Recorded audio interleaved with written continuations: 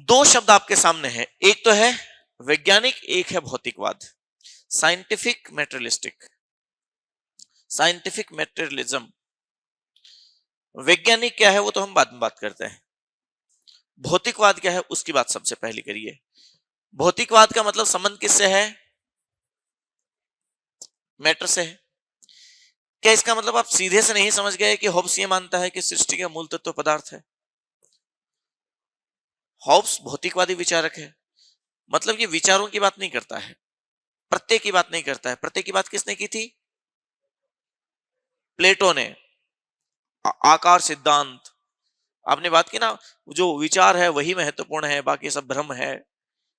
उसने ऐसी बात की ना, सेव जो हमें दिखता है वो तो भ्रम है, झूठ है, असली सेव तो हमारे दिमाग में है, वो है। वो विचारों को इंपॉर्टेंस देता है, आइडियाज को इंपॉर्टेंस देता है। ये क्या कहता है? फॉर्म इंपॉर्टेंट नहीं है। अरस्तु ने दोनों को इंपॉर्टेंस दी। ये कहता है फॉर्म इंपॉर्टेंट नहीं है, सृष्टि का मूल तत्व क्या है? मैटर है। और देखिए ना, इस मैटर के आधार पे इन दोनों शब्दों को समझने की कोशिश करना। ये जो मैटर है इसका मतलब ये तो क्या है? कंटेंट। कंटेंट का मतलब समझते हैं आप? विषय वस्तु, उसकी सामग्री जिससे वो बना। इसका मतलब मैटर तो किसका उत्तर देता है? क्या का? कि किससे बना है, कोई चीज सृष्टि किससे बनी हुई है। समझ गए? लेकिन वैज्ञानिक है जो शब्द है, उसका संबंध किससे है? मेथड से है।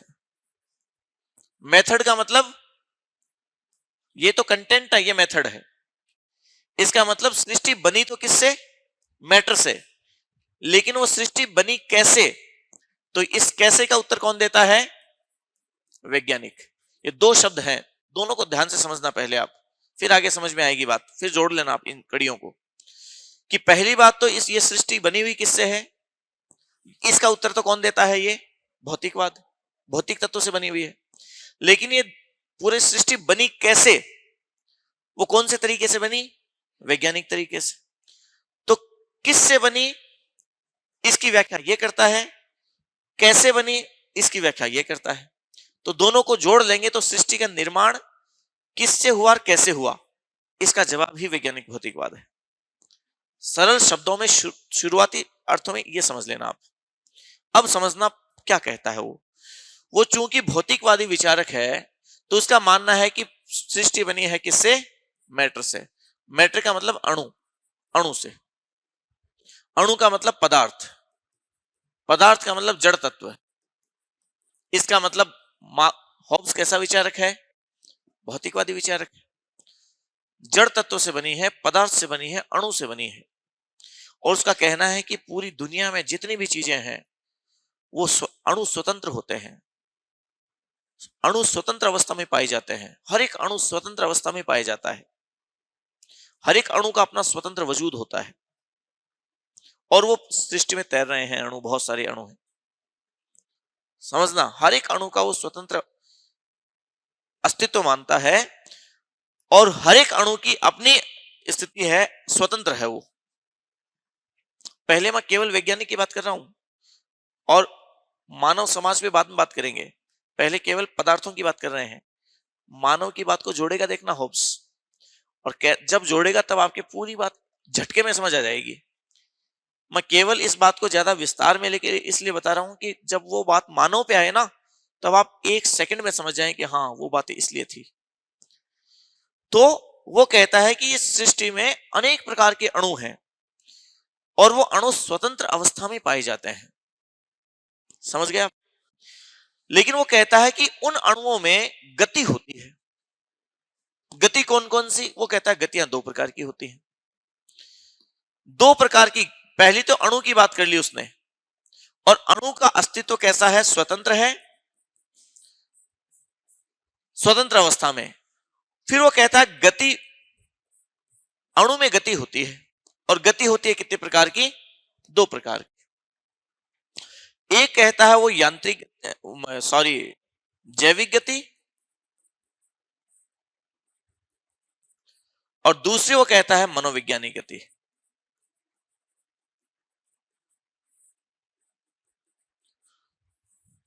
देखिए पूरी वैज्ञानिक तरीके से बात कर रहा है, गति की बात ही कर रहा है, इसका मतलब वैज्ञानिक है, वैज्ञानिक पद्धति से कर रहा है वो पूरी बात ही। तो अणु की बात की वो तो भौतिकवाद, और गति की बात कर रहा है मतलब वैज्ञानिक पद्धति से। समझ गया? अब क्या हुआ कि वो कहता है कि वो जो अणु है, वो जब कई प्रकार के अणु, बहुत सारे अणु आपस में मिल जाते हैं, लेकिन वो जो मिलते हैं ना, वो ऐसे नहीं मिलते। कौन सी पद्धति से मिलते हैं? वैज्ञानिक पद्धति से। वैज्ञानिक पद्धति का मतलब व्यवस्थित तरीके से, सिस्टमेटिक तरीके से जब मिलते हैं, तब वो कहता है कि उनमें गति उत्पन्न हो जाती है, तब उनमें गति आ जाती है।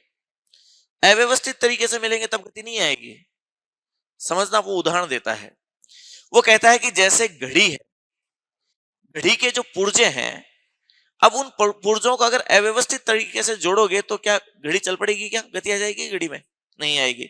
लेकिन उनको इस तरीके से जोड़ा, व्यवस्थित तरीके से, सारे अणु अलग अलग हैं, उन अणुओं को एक साथ जोड़ दिया और बहुत वैज्ञानिक और व्यवस्थित तरीके से जोड़ा, तो अब उस घड़ी में क्या आ गई? अब गति कहां से आई पता चला क्या? लेकिन आ गई। आई कि नहीं आई? गति उत्पन्न हो जाती है। इसका मतलब यह है कि स्वतंत्र अवस्था में जो अणु है, उन विभिन्न अणुओं को जब एक साथ जोड़ते हैं आप, उन भौतिक तत्वों को एक साथ जोड़ते हैं आप, कौन से तरीके से? वैज्ञानिक तरीके से, व्यवस्थित तरीके से, एक निश्चित क्रम में। निश्चित क्रम ही तो वैज्ञानिक तरीका है, व्यवस्थित तरीका ही तो वैज्ञानिक तरीका है। तो उस चीज में क्या उत्पन्न हो जाती है? गति उत्पन्न हो जाती है, और वो वस्तु अस्तित्व में आ जाती है, वो चीज अस्तित्व में आ जाती है। इस पंखे को जब व्यवस्थित तरीके से चीजों को जोड़ के करके लगाएंगे, कनेक्शन देंगे, चल पड़ेगा ना, गति आ जाएगी ना, वो गति आ जाती है। तो वो कहता है गति होती कितने प्रकार की है? वो कहता है गति होती है 2 प्रकार की। अच्छा, पहले मैं मानव समाज से जोड़ देता हूं इस बात को, ताकि आपको ये बात पूरी अच्छे से समझ में आ जाए। वो कहता है कि जिस प्रकार से विभिन्न पदार्थों में अणु होते हैं और उनके मिलने से कोई वस्तु बन जाती है, व्यवस्थित तरीके से मिलने से वस्तु बन जाती है, ठीक ऐसे ही मानव समाज की उत्पत्ति से पहले स्वतंत्र अवस्था में हर एक आदमी भी एक एक अणु है, हर एक मनुष्य एक अणु है, और हर अणु का क्या, कौन सा अस्तित्व है? स्वतंत्र अस्तित्व है, अपना खुद स्वतंत्र अस्तित्व है। इसका मतलब क्या हुआ? आदमी का वजूद स्वतंत्र स्वीकार किया उसने, तो व्यक्तिवादी विचारधारा है कि नहीं है? जो कोई व्यक्ति किसी व्यक्ति का स्वतंत्र वजूद स्वीकार करता है ना, इसका मतलब ही है कि वो इंडिविजुअल की बात कर रहा है, इंडिविजुअलिज्म है ये, व्यक्तिवाद है ये। तो हॉब्स के विचार में व्यक्तिवाद छिपा हुआ है। हालांकि हॉब्स के विचारों में कई प्रकार के द्वंद्व दिखाई देंगे आपको, लेकिन वो कहता है हर एक आदमी का अपना स्वतंत्र वजूद है। लेकिन राज्य की उत्पत्ति से पहले की अवस्था में, जब हर एक आदमी स्वतंत्र अवस्था में था, कोई नियम थे क्या? नहीं थे। किसी प्रकार से बंधे हुए थे क्या वो? जब नियम नहीं थे तो क्या उनके ऊपर कोई व्यवस्थित थे वो? क्या कोई किसी तरीके से जुड़े हुए थे वो? क्या कोई सिस्टमेटिक तरीका था? नहीं था, अव्यवस्थित था सब कुछ। तो सब अलग अलग स्वतंत्र वजूद था। तो हर आदमी अपनी ही सोच रहा है, और जब अपनी ही सोच रहा है तो क्या होगा? अराजकता होगी, मारकाट होगी, हिंसा होगी, समाज कैसा होगा? पूरी तरीके से अव्यवस्थित समाज। समाज तो है ही नहीं ना, जंगल, जंगल राज है, जहां हर व्यक्ति का विरोधी है। प्राकृतिक अवस्था, होब्स अपनी यही तो बताता है, इससे जोड़ रहा है। होब्स अपनी हर बात को जोड़ेगा। होब्स की प्राकृतिक अवस्था पढ़ी है क्या आपने कभी? होब्स कैसा मानता है? होब्स कहता है कि हर एक व्यक्ति के साथ युद्ध की अवस्था थी वो। क्यों? क्योंकि वो चीजें बंधी हुई नहीं थी। तो हर एक व्यक्ति एक अणु के रूप में मानता है वो। अब वो कहता है कि जब लोगों ने मिलकर समझौता किया, समझौता करने का मतलब वो जो पुर्जे थे, आदमी को पुर्जा ही तो मान रहा है, अणु ही तो मान रहा है, वो सभी पुर्जे आपस में जुड़ गए। कौन से तरीके से? व्यवस्थित तरीके से। नियम बांध लिए उन्होंने, अपने कानून बना लिए, अपने राज्य बना लिया। राज्य समझौता किया ना, समझौते का मतलब ही वैज्ञानिक तरीके से बांध लिया, व्यवस्थित कर लिया। और जब व्यवस्थित तरीके से समझौता कर लिया तो किसकी उत्पत्ति हुई? समाज की उत्पत्ति हुई। समझ गए? और उस समाज में क्या गति आ गई। बात समझ रहे हैं आप? वो जो विभिन्न अणुओं से मिलकर अब समाज बन गया, वो समाज कैसा समाज, वो इसीलिए हॉब्स के समाज को कैसा समाज कहते हैं, आणविक समाज कहते हैं, क्योंकि उसने मानव को अणु के रूप में माना है। और विभिन्न अणु जब आपस में मिल जाते हैं व्यवस्थित तरीके से, वैज्ञानिक तरीके से, तो वो लोगों के आपस में व्यवस्थित तरीके से मिलने से किसकी उत्पत्ति हो गई, समाज की उत्पत्ति हो गई। और यह समाज आणविक समाज है। उस समाज में गति आ गई। अब क्या ये बात समझ आ रही है आपके? बताइए, आणविक समाज की बात समझ आ रही है? अणु की बात समझ आ रही है? अणु का मतलब भौतिकवाद, और वो जो व्यवस्थित तरीके से बांधा उसका मतलब वैज्ञानिक तरीके से। ये वैज्ञानिक भौतिकवाद है। अब वो कहता है कि हर एक वो गति दो प्रकार की होती है, एक जैविक गति, एक मनोवैज्ञानिक गति। जैविक गति कौन सी? ये इस गति पर किसी व्यक्ति का, किसी अणु का कंट्रोल नहीं है, अणु के अंदर होती है गति। और ये गौण गति है, इसकी कोई इंपॉर्टेंस नहीं है। जैसे हृदय का धड़कना, ये गौण गति है। सांस का लेना गौण गति है। ये गति अंदर होती है जिस पे कोई कंट्रोल नहीं होता, और इस गति गौण है एकदम। ये गति इंपॉर्टेंट नहीं है। ये जैविक रूप से होने वाली गति है, गौण गति है, अंदर होती है। लेकिन दूसरी गति वो कहता है मनोवैज्ञानिक गति है। ये सबसे महत्वपूर्ण गति है। ये महत्वपूर्ण गति है। और ये गति अंदर नहीं होती है, ये गति बाहर से प्रदान की जाती है। और बाहर से कब प्रदान की जाएगी? जब चीजें आपस में जुड़ जाती हैं व्यवस्थित तरीके से। और जब आपस में व्यवस्थित वैज्ञानिक तरीके से जुड़ती है ना, तब ये गति अपने आप आ जाती है उसमें। ये बाहर से प्रदान की जाती है। इसे वो कहता है रिजोल्यूटिव कंपोजिट।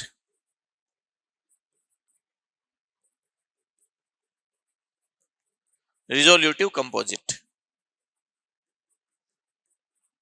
ये रिजोल्यूटिव कंपोजिट थ्योरी है उसकी। जब विभिन्न प्रकार के अणु व्यवस्थित तरीके से आपस में जुड़ जाते हैं, तो वो जो गति आएगी, वो गति कौन सी होगी? मनोवैज्ञानिक गति होगी। और ये गति सबसे महत्वपूर्ण गति होती है। इस गति की वजह से ही सारी सब चीजों की रचना हुई है, क्योंकि विभिन्न अणु व्यवस्थित तरीके से बंध गए हैं, आपस में जुड़ गए हैं। तो वो कहता है मानव समाज की रचना भी इसी तरीके से हुई है, आणविक समाज की रचना। अब देखना आप उसके मनोविज्ञान की बात। हॉब्स अपने वैज्ञानिक पद्धति में भौतिक शास्त्र का प्रयोग करता है, ज्यामिति का प्रयोग करता है और मनोविज्ञान का प्रयोग करता है। वो इतिहास की बात नहीं करता है। जैसे मैं उदाहरण देता हूं, हॉब्स की मनोविज्ञान को समझना आप। हॉब्स ने मानव स्वभाव को कितना गहराई से समझा है, कितना गहराई से जाना है। मनोवैज्ञानिक गति कौन सी? जो बाहर से प्रदान की जाती है, बाहर से आती है। ये अंदर से उत्पन्न नहीं होती, बाहर से आती है। जब हम बाहरी चीजों से प्रभावित होते हैं ना, वही तो महत्वपूर्ण है। अरे हमारे अंदर मान लीजिए कि हृदय धड़क रहा है, वो तो अपने आप हमारे कंट्रोल में नहीं है। लेकिन आप किसी चीज को देखकर उससे प्रेरित होते हैं। प्रेम का भाव क्या है? बाहर से है कि अंदर से है? अंदर से नहीं है, बाहर से है। बाहर से होता है। आंखों का बहुत महत्वपूर्ण रोल है इसमें। जैसे मान लीजिए रिजल्ट आए, स्कूल लेक्चर का रिजल्ट आया और आपके पड़ोसी का सिलेक्शन हो गया। समझना है मनोविज्ञान इसका, हॉब्स का। आपके पड़ोसी का सिलेक्शन हो गया, आपका नहीं हुआ। अब आपका मनोविज्ञान, आपकी साइकोलॉजी, वो जो गति आएगी ना आपकी, उधर से इधर ऐसे विचार आएंगे। क्या आएंगे? अंदर जोश आएगा। जोश आएगा। ये होगा कि अरे इसने मेरी जितनी सी तैयारी की थी लेकिन इसका हो गया, लेकिन इसने थोड़ी सी ज्यादा कर ली थी। अब तो मैं भी पढ़ूंगा, बस इस बार तो मुझे बन के दिखाना है। ये होता कि नहीं होता? अच्छा, आपके पड़ोसी ने बड़ा सा मकान बना लिया। अच्छा, अगर किसी मध्य प्रदेश में किसी आदमी ने बनाया ना, उससे आपको मतलब नहीं है, उसका प्रभाव नहीं पड़ता आपके ऊपर। किसी व्यक्ति ने मान लीजिए कहीं और बना लिया, चूरू में बना लिया, आपके ऊपर प्रभाव नहीं पड़ेगा उसका। आपके पड़ोस में बना ना, उसका प्रभाव पड़ेगा। क्यों? सिलेक्शन तो और बहुत सारे पूरे राजस्थान में हुए हैं, लेकिन आप पर प्रभाव किसका पड़ रहा है? आपके पड़ोसी का, आपके दोस्त का। मानव स्वभाव ऐसा ही है। मानव चाहता है कि दोस्त का सिलेक्शन हो, लेकिन मानव यह भी चाहता है कि ऐसा ना हो कि मेरा ना हो। अगर दोस्त का हो तो मेरा भी हो, और अगर मेरा ना हो तो दोस्त का भी ना हो। ये भी तो है, मानव स्वभाव ये है कि नहीं है? हॉब्स कहता है ये बात। और अगर ऐसा है तो इसका मतलब है कि ये प्रभाव कहां से आ रहा है? अंदर से आ रहा है। प्रभावित कहां से और कहां से आ रही है गति? ये गति बाहर से आती है। ये गति बाहर से आती है एकदम से। और मानव इन्हीं बाहर से आई हुई गतियों का दास होता है। इन्हीं गतियों से प्रभावित होकर सारे काम करता है अपने जीवन में। बाहर से आता है जो सारा का सारा, बाहर से मिलती है सारी की सारी शक्ति उसे, चाहे किसी मामले में देख लो आप। और फिर वो मोटिवेट होता है, फिर वो करने के लिए, हाँ मुझे ये करना है। और जो अंदर से आता है ना, वो तो केवल जैविक गतियां हैं। आपको भूख लगती है अंदर से, समझ गए? आपका धड़कनें आपकी हैं, वो आंतरिक चीजें हैं। श्वास है, वो आंतरिक चीजें हैं, वो जैविक गतियां हैं। लेकिन जिन इच्छाएं करते हैं ना जो आप, वो इच्छाएं आंतरिक नहीं है, वो इच्छाएं बाहरी हैं। वो बाहरी चीजों से प्रभावित होती हैं। ये गति हॉब्स कहता है सबसे महत्वपूर्ण गति है। और समाज में शक्ति, किसी शक्तिशाली व्यक्ति को देखकर शक्ति प्राप्त करने की इच्छा गति है। और कौन सी गति है? जैविक गति है कि मनोवैज्ञानिक गति है? मनोवैज्ञानिक गति है। किसी सम्मानित व्यक्ति को देखकर सम्मान प्राप्त करने की इच्छा कौन सी गति है? मनोवैज्ञानिक गति है। किसी पैसे वाले को देखकर पैसा प्राप्त करने की इच्छा कौन सी गति है? मनोवैज्ञानिक गति है कि नहीं है? ये सारी की सारी मनोवैज्ञानिक गति है। और आदमी अपने पूरे जीवन काल में इन्हीं गतियों से प्रभावित होता है। ये गति का नियम है हॉब्स का। बताइए वैज्ञानिक तरीके से बताया कि नहीं बताया उसने? पूरा वैज्ञानिक तरीके से एकदम, कि किस तरीके से चीजें कैसे बनती है, समाज में वस्तुओं की रचना कैसे होती है। तो रचना होती तो किससे है? किससे होती है? बोलने को नहीं गए? बोलना है नहीं? अरे जोर से बोल सकते हो आप, बैठे बैठे ही। अच्छा बोलना मना है? तो फिर बोलते क्यों नहीं हो आप? अनुशासन। फिर भी देखिए, क्लास को क्लास बना के रखेंगे तो आप सीख पाएंगे कुछ। और क्लास में अगर मामला एक तरफा चलता रहेगा, मैं हमले कर रहा हूं, हमले कर रहा हूं, आप झेल रहे हैं, फिर मामला चल बैठेगा नहीं। जो भी पूछा जाए ना, अब आपको आता है तो जवाब क्यों नहीं देते फिर? ऐसा तो है नहीं आपको आ नहीं रहा है। अभी हम ए ने 1 मिनट पहले बात की, आपको आ नहीं रहा है। या तो आप शर्मा रहे हो। अच्छा शर्मा रहे हो ना? पहले तो आप शर्म करना, पहले तो बताओ है। किसी भी प्रश्न का जवाब देना अच्छी क्लास की निशानी है। और जवाब देखिए सही हो ये जरूरी नहीं है, गलत भी हो सकता है, कोई दिक्कत नहीं है उसमें भी, कोई दिक्कत नहीं है।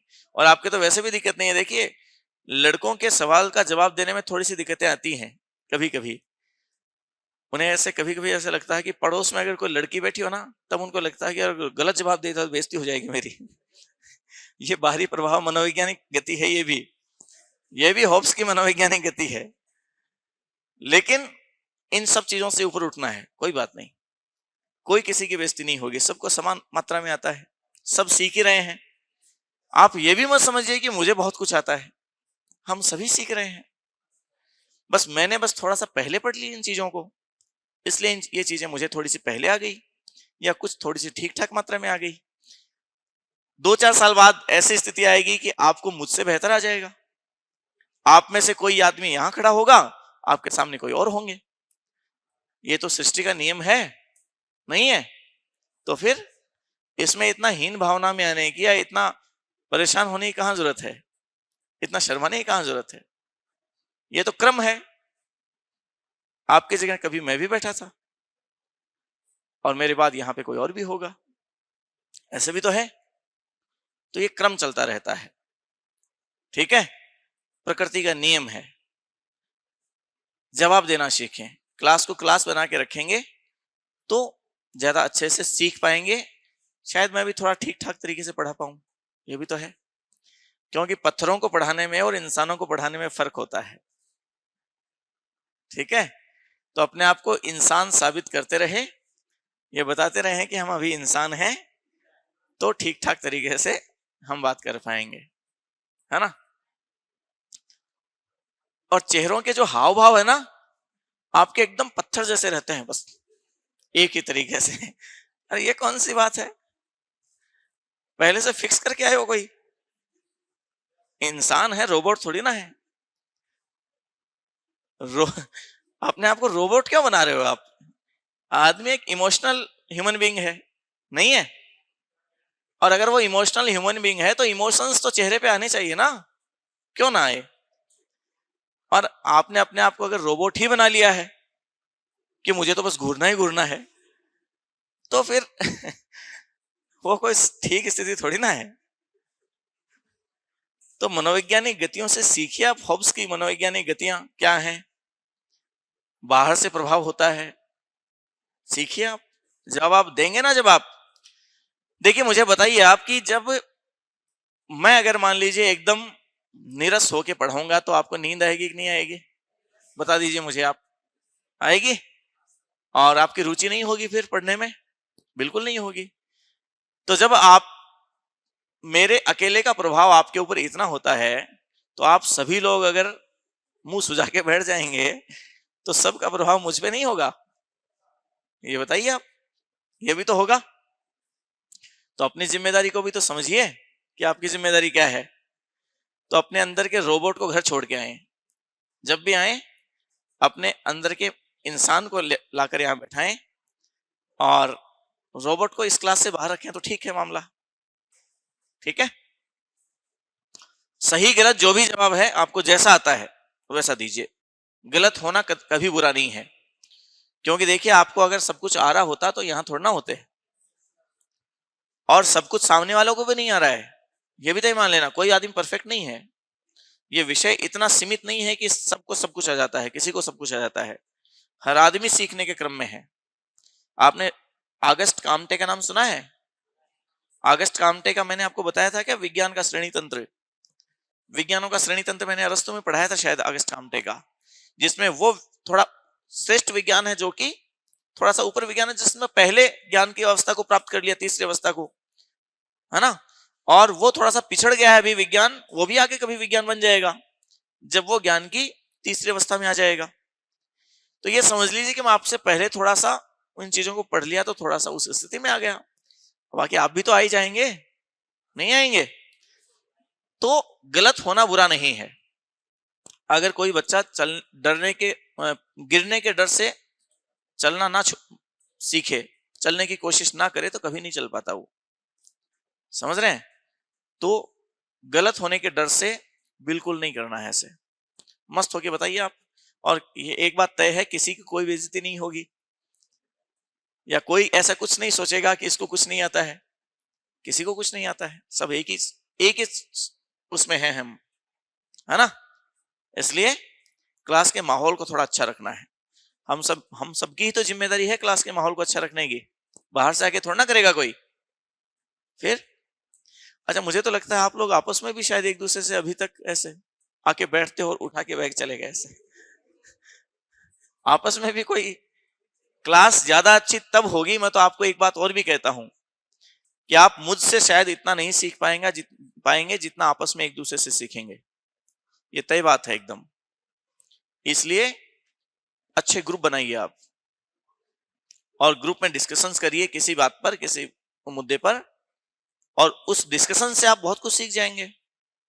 ऐसा है, कॉन्सेप्चुअल सब्जेक्ट है ये, कॉन्सेप्ट पर डिस्कशन करेंगे आप आपस में, 2 3 4 लोग मिलके, बहुत नई चीजें निकल के सामने आएंगी, बहुत कुछ सीखेंगे आप। ठीक है, क्योंकि हर एक अणु स्वतंत्र तो है, लेकिन स्वतंत्र अणु का अपना कोई वजूद नहीं होता, वो अव्यवस्थित होता है। वो जब जुड़ता है ना वैज्ञानिक तरीके से, तब समाज बनता है। हॉब्स ने अभी तो बताया है। इसलिए थोड़ा जुड़िए, और वैज्ञानिक तरीके से जुड़िए, तार्किक तरीके से जुड़िए, तब आप लोगों में गति पैदा होगी, मनोवैज्ञानिक गति की बात जो हॉब्स करता है। ठीक है, तो देखिए हॉब्स दो तरीके की गति बताता है, एक जैविक गति और दूसरी मनोवैज्ञानिक गति। वो जैविक गति को गौण गति मानता है, मनोवैज्ञानिक गति को महत्वपूर्ण गति मानता है और कहता है परिवर्तन उसी से होते हैं। उन सब चीजों इन्हीं चीजों से चीजें बनती है कि जब चीजें आपस में रिजोल्यूटिव कंपोजिट मतलब व्यवस्थित तरीके से जब अणु आपस में जुड़ जाते हैं तब उनमें गति पैदा होती है, तब वो चीजें अस्तित्व में आ जाती हैं। जब स्वतंत्र अवस्था में अणु है, वो कहता है कि मशीन के पुर्जे घड़ी के पुर्जे जब अलग अलग हैं तब कोई गति नहीं है, लेकिन जब वो आपस में व्यवस्थित तरीके से जुड़े तो घड़ी में गति उत्पन्न हो गई।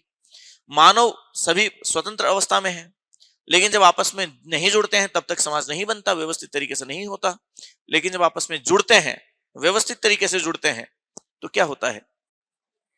समाज बन जाता है, समाज का वजूद हो जाता है और समाज व्यवस्थित तरीके से चलता है आगे। ऐसा होता कि नहीं होता?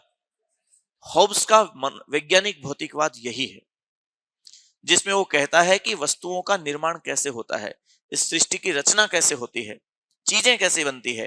तो किससे बनती है? पहले तो ये बताइए मैटर से। तो किससे बनती है इसकी व्याख्या तो करता है भौतिकवाद, लेकिन कैसे बनती है इसकी व्याख्या करता है वैज्ञानिक। तो वैज्ञानिक तो वो तरीका है, मेथड है जिससे चीजें बनती है, और भौतिकवाद मैटेरियलिज्म वो कंटेंट है जिस कंटेंट से वो चीजें बनती है। और कंटेंट क्या है? अणु, एटम, मैटर। समझ गए? तो हॉब्स भौतिकवादी विचारक है कि नहीं है? भौतिकवादी विचारक है, जो मैटर को इंपॉर्टेंस देता है, फॉर्म को कोई इंपॉर्टेंस नहीं देता, आइडियाज की बात ही नहीं करता, और वो कैसे वैज्ञानिक तरीके से उन चीजों की उत्पत्ति की बात करता है कि वस्तुएं ऐसे बनती है। गतियां दो प्रकार की बताता है, जैविक गति और मनोवैज्ञानिक गति। जैविक गति जो अंदर होती है लेकिन गौण होती है, मनोवैज्ञानिक गति जो बाहर से आती है, हम जो आपस में एक दूसरे से प्रेरित होते हैं, वो चीजें कौन सी है? मनोवैज्ञानिक गतियां हैं। वहीं से प्रभावित होकर व्यक्ति आगे काम करता है। कभी आदमी किसी के डर से काम करता है, वो बाहर से आता है। कभी आदमी किसी प्रेम से काम करता है, वो बाहर से आता है। कभी व्यक्ति अपने किसी भी को देखकर प्रेरित होकर काम करता है, वो क्या है? मान लीजिए आपको जोरदार सा एक कविता सुनाई मोटिवेशनल, रोंगटे खड़े हुए, और आपने सोचा बस अब तो मैं पढ़ दूंगा सब कुछ, और आज शाम को जाके पढ़े, आपको लगा कि रात रात में तो पूरा कोर्स कर दूंगा मैं आज। ये जो गति आई ना अंदर, कहां से आई? बाहर से आई ना। ये मनोवैज्ञानिक गति है, इसी को मनोवैज्ञानिक गति कहते हैं। ठीक है, तो ये आपके रिजोल्यूटिव कंपोजिट शब्द ध्यान रखना। देखिए हॉब्स में क्या क्या ध्यान रखा आपने? वैज्ञानिक भौतिकवाद मैटर की बात करता है, गति दो प्रकार की, जैविक गति और मनोवैज्ञानिक गति। अणु की बात करता है, मानव को भी अणु मानता है, और विभिन्न मानव अणुओं से मिलकर जो समाज बना वो कौन सा समाज? एटमिक सोसाइटी, आणविक समाज। एटमिक सोसाइटी की बात करता है, ये एटमिक सोसाइटी है। ये आणविक समाज की बात करता है, विभिन्न अणुओं से मिलकर बना है, और किसकी वजह से बना है? वो तरीका क्या है? रिजोल्यूटिव कंपोजिट। ये हॉब्स का तरीका है, वैज्ञानिक भौतिकवाद है ये। अब देखिए बात तो गति की हॉब्स भी करता है। अब समझना आप, बात तो मैटर की हॉब्स भी करता है, और बात मैटर की मार्क्स भी करता है। बात तो गति की हॉब्स भी करता है, और बात गति की मार्क्स भी करता है। दोनों में अंतर क्या है, समानताएं क्या है? आगे जब मार्क्स में द्वंद्वात्मक भौतिकवाद पढ़ेंगे ना आप, द्वंद्वात्मक भौतिकवाद भी मार्क्स की दार्शनिक व्याख्या है, मार्क्सवाद की साम्यवाद की दार्शनिक व्याख्या है, और वो भी उसका मेटाफिजिक्स है, तत्व मीमांसा है कि चीजों की उत्पत्ति कैसे होती है। बल्कि मार्क्स की रुचि चीजों की उत्पत्ति होने में तो है, लेकिन उससे कहीं ज्यादा चीजों के परिवर्तन बदलने में है। चीजें बदलती कैसे हैं, विकास कैसे होता है सृष्टि का। तो हॉब्स की इस तत्व मीमांसा में हम सृष्टि की उत्पत्ति की बात समझते हैं, जबकि मार्क्स की तत्व मीमांसा में हम सृष्टि के विकास की बात समझेंगे। सृष्टि का विकास कैसे हुआ,